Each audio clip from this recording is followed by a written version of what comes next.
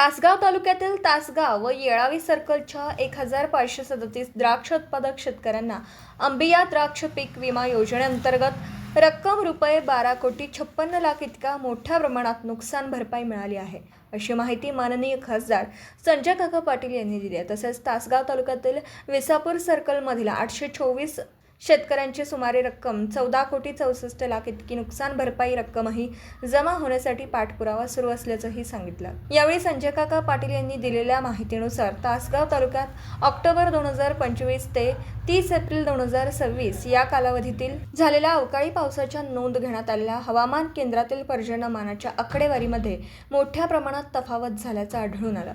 यामुळे अंबिया द्राक्ष पीक विमा योजनेअंतर्गत तासगाव, येळावी आणि विसापूर सर्कलच्या नुकसान भरपाईत मोठा फरक पडून शेतकऱ्यांचं मोठ्या प्रमाणात नुकसान होणार होतं। या 3 सर्कलमध्ये पावसाच्या नोंदीमध्ये मोठी तफावत निदर्शनास आली।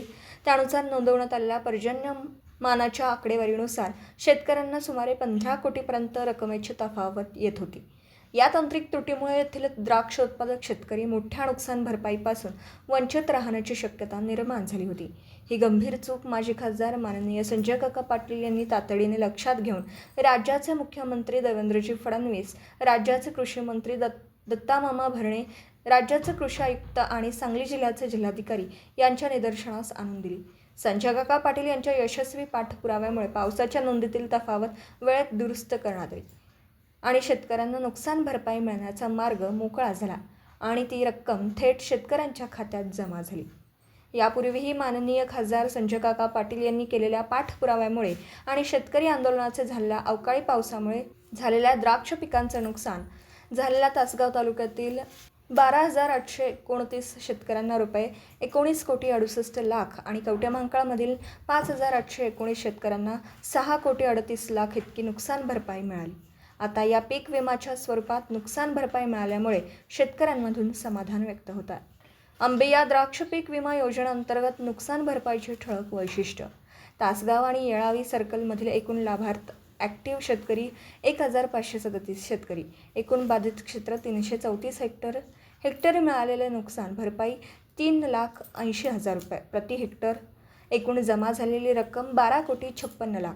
विसापूर सर्कलमधील रक्कम जमा झाली नाही ती मिळण्यासाठी प्रयत्न सुरू आहेत। याबाबत लवकरच माननीय खासदार संजय काका पाटील, राज्याचे कृषी मंत्री दत्तामामा भरणे, राज्याचे कृषी आयुक्त यांची भेट घेणार आहेत।